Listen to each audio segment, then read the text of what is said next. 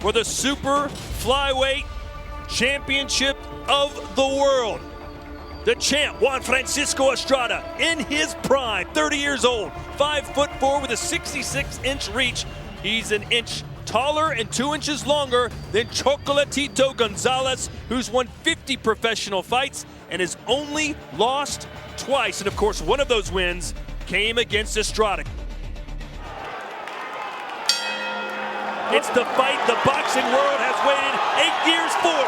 Juan Francisco Estrada, El Gallo, and Chocolatito, Part 2.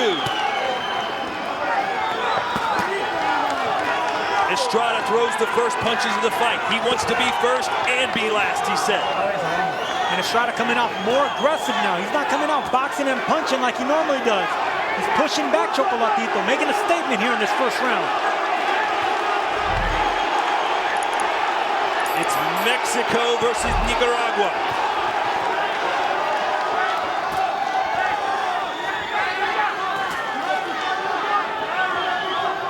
It's the master boxer puncher in Estrada versus a master at cutting off the ring in Gonzalez.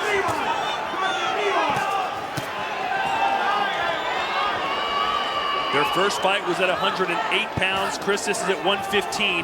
What difference will that make? Oh, it makes a huge difference. To get to 108 back in 2012, Estrada had to starve himself over the final days of that week. Couldn't even drink water over the last two to make 108. Now, he's at his most comfortable fighting weight, whereas you can see Chocolatito, the smaller fighter in this weight class. Eddie Hearn, who took a lot of pride in making this fight happen, said, if this fight isn't exciting, I might have to retire. That's how confident he is, and most of everyone you speak to is, that this fight will be fantastic. You know, it's remarkable. In 2012, the fight between these two took place in the Los Angeles Sports Arena. Gonzalez was fighting for the third time as a pro in the U.S.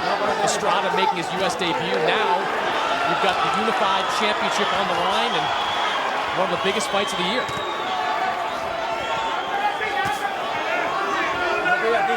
Chocolatito didn't respond to Estrada's, I wouldn't say he was taunting, but he was definitively telling everyone to listen he was going to beat Chocolatito, probably knock him out. I said, Chocolatito, please tell me something mean about El Gallo. He said, I can't say anything. That's how nice of a guy he is. But in the ring, he becomes a terror. Good body shot from El Gallo, and then there's Chocolatito answering with the left.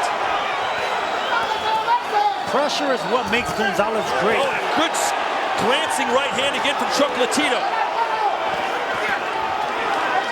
It's that straight right hand that is one of Gonzalez's signature punches when he put Cal Defy down a year ago. Estrada works best when he's at the end of that left jab, whether it's a hook, an uppercut, or a jab. Fight behind that jab, keep the distance. Estrada closed as about a 2-to-1 favorite in this fight.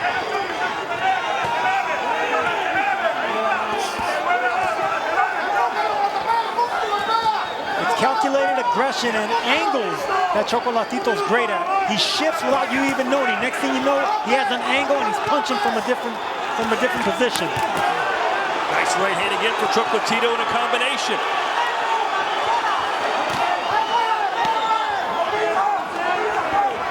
You know, when he said legacy, Todd, Chocolatito's is secure.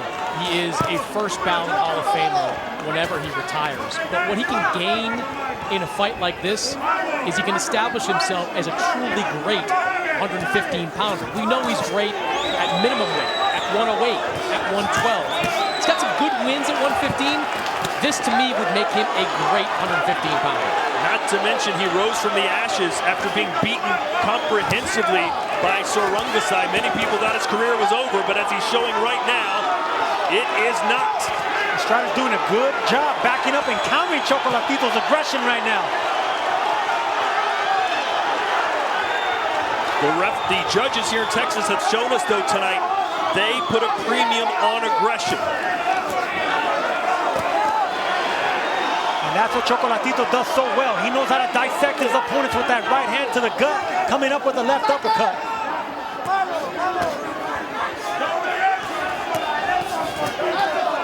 Overhand right.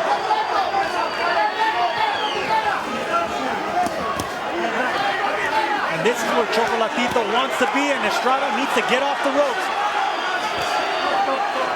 Chocolatito uses his entire body to get position.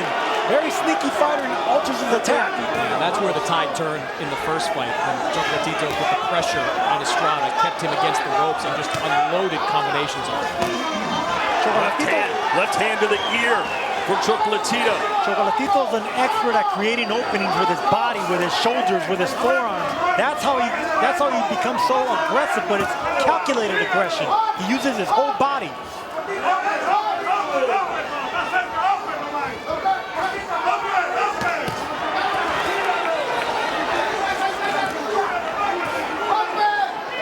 You assume a fighter, one of these guys is hurt when they don't immediately answer back with punches. That's how often they throw. 100 punches in round 4 from Estrada, 120 for Chocolatito.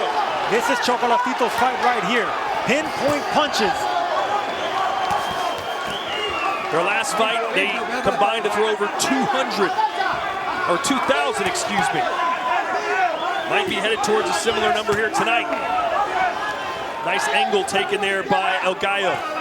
It's a nice angle that Gallo did right there, but that's also what Chocolatito does. He shifts without you even knowing.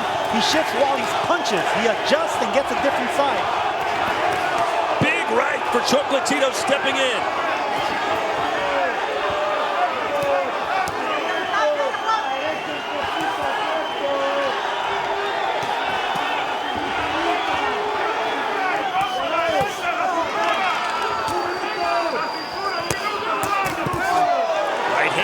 Cross from Estrada, then an uppercut. Chocolatito answers back. This is El Gallo's fight right here. Punching backwards, getting the nice counters. Oh, big left hand for El Gallo again as Chocolatito opens up. Right cross from Chocolatito. Estrada with the left again. What a round here, round 6. Gallo Estrada fighting his fight, not letting Chocolatito close the distance. Rhythm and timing is how Estrada does best. This is the second half of the fight, 6 rounds to go. The first half of the fight pretty much seemed to belong to Chocolatito. Can Estrada make that pendulum come in his direction? Oh, a big wind-up right hand that connected. In the first fight, this is exactly when the tide changed for Chocolatito in the middle rounds.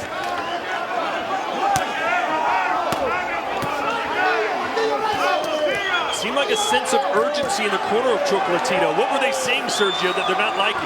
What? You know, when it comes to Chocolatito, they want more head movement, they want more pressure. Estrada's just not giving them that because he's stepping back nicely with the counter punches. Oh, a big right hand from El Gallo again. He's landing the heavier shots. The relentless pressure that we're accustomed to seeing from Chocolatito, the craftiness, the greatness. It's a little behind right now because Estrada's not giving him that. He's stepping back.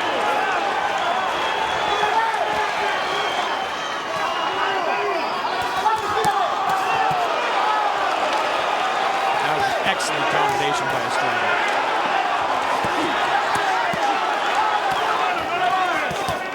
Knows what is required. And that left hand did the trick there. And another short shot from Juan Gonzalez. And this is the pressure that fighters have a hard time keeping Chocolatito off. Non-stop punches just like that. Good 1-2 from the Nicaraguan.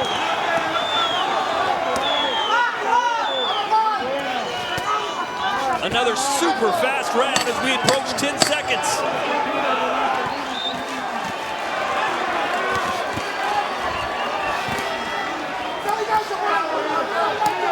I mean, how good is this?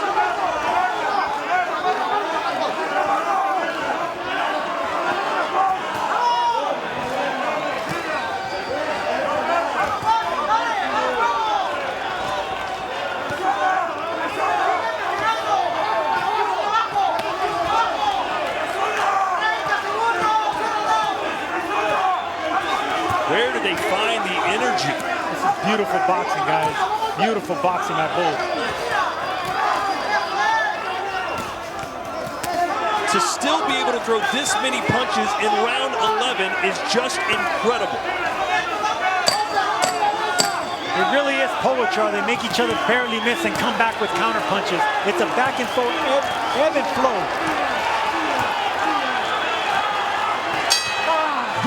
One round left. Chocolatito as good as ever. Estrada may need something big here with under a minute to go. We know he's got the power to do it. Oh, and right hand from Chocolatito and another one. Hands are down for Estrada. He's welcoming these punches so he can counter. But right now it's Chocolatito on the front foot. The crowd is on their feet with 40 seconds to go. Chocolatito's going to exchange. Estrada's got to be ready to exchange right back. This is what Estrada wants. He needs openings.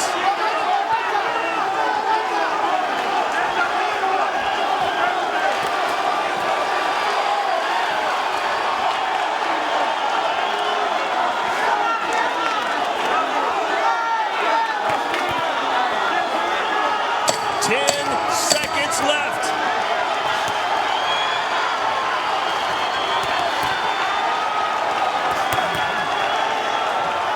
They've done it again. A sensational battle royale between Gonzalez and Juan Estrada. After 12 rounds, a round of applause for one of the best fights you'll ever see in your life. And these two warriors in the ring at this time. We go to the scorecards. Jesse Reyes scores the contest. 115-113 for Gonzalez. Carlos Sucre scores it. 117-111 for Estrada. David Sutherland has it. 115-113, split decision, winner, el ganador de México, y ahora el campeón unificado de WBA, WBC, ring superfly, champion of the world, el Gallo, Juan Francisco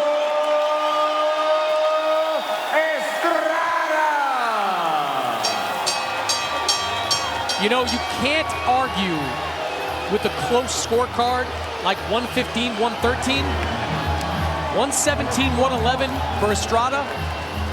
That's pretty wide.